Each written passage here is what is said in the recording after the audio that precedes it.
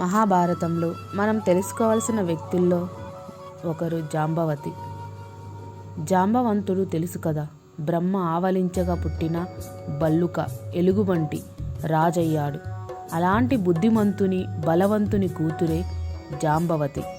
జాంబవతి శ్రీకృష్ణుని 8 మంది భార్యలలో ఒకటి. జాంబవంతుడు తన కూతుర్ని అల్లారు ముద్దుగా పెంచుకున్నాడు. సింహం దగ్గర సూర్యకాంతితో పోటీ పడేలా ప్రకాశిస్తున్న శామంతకమణిని చూశాడు. దానికోసం సింహంతో యుద్ధం చేశాడు, చంపేశాడు. ఆ అపురూపమైన మణిని తాను ధరించలేదు, తన కూతురు జాంబవతి మెడలో వేశాడు. శామంతకమణిని ధరించిన జాంబవతి ఆడుకుంటుంది. మణి ధరించి మణిలానే మెరిసింది. ఆపవాదపడి శామంతకమణి వెతుకుతూ జాంబవంతుని గుహదాకా అడుగులు గుర్తులు పట్టి వచ్చాడు కృష్ణుడు. తొట్టెకు వేలాడుతున్న ఇల్లంతా వెలుగు నింపిన శామంతకమణిని తీసుకొని పోయాడు. చెలికత్తెలతో అది చూసి జాంబవతి కేకలు పెట్టింది. జాంబవంతుడు వచ్చాడు. శ్రీకృష్ణుడికి జాంబవంతునికి 21 రోజుల యుద్ధం జరిగింది. జాంబవంతుడు ఓడిపోయాడు. వచ్చిన కృష్ణుడు శ్రీహరి రూపమని గ్రహించాడు. శామంతకమణితో పాటు మరో మణి అయిన జాంబవతిని ఇచ్చి పంపాడు. జాంబవతి సమేతంగా కృష్ణుడు ద్వారకాకు వచ్చాడు. సత్రజిత్తుకు ఆ మణిని ఇచ్చి అపవాదును తడుచుకున్నాడు. ఆ తర్వాత జాంబవతిని పెళ్లి చేసుకున్నాడు. జాంబవతిని పెళ్లాడగానే సత్రజిత్తు కూతురు సత్యభామను పెళ్లి చేసుకున్నాడు. అలా జాంబవతి శ్రీకృష్ణుని భార్యగా సంతోషంగానే గడిపింది. ఒక కొడుకుని కూడా కన్నది. సాంబుడని పేరు పెట్టింది. జాంబవతికి భర్త వల్ల ఎలాంటి కష్టాలు లేవు. కష్టాలన్నీ కొడుకు రూపంలో వచ్చాయి. అల్లారు ముద్దుగా పెంచిన ఆ తల్లి అనుకోను ఆశించింది. కానీ సాంబుడు పెరిగి పెద్దవుతున్నా పెద్దంతరం చిన్నంతరం తెలుసుకోలేకపోయాడు. నారదుని నమస్కరించలేదు. పిల్లలందరూ నమస్కరించినా సరే కోపం వచ్చిన నారదుడు మనసులో పెట్టుకున్నాడు.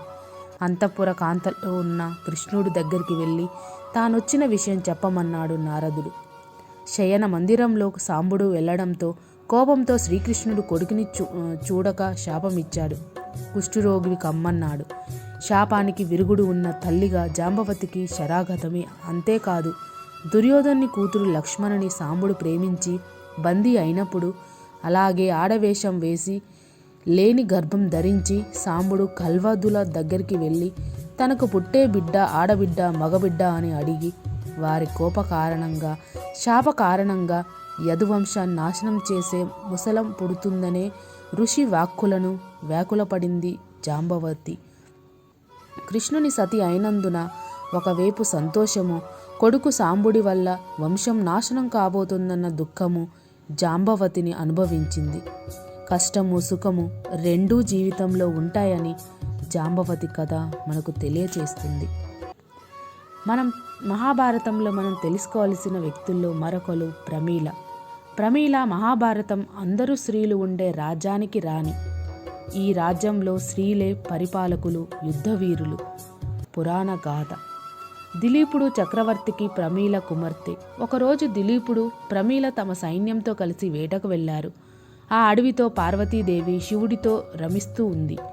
ఆమెను దిలీపుడు అతని సైన్యం చూడగా వెంటనే పార్వతి కోపాగ్నులై రాజ్యంలో వారందరూ స్త్రీలుగా మారాలని శపించింది. అప్పటి నుండి అది స్త్రీల రాజ్యంగా మారింది. శాప పరిహారం గురించి కోరగా ఇంద్రుని కుమారుడైన అర్జునుడు ప్రమీలను వివాహం చేసుకుంటాడు. ఆ రోజే మీకు శాప విముక్తి కలుగుతుందని పార్వతీదేవి చెప్పింది.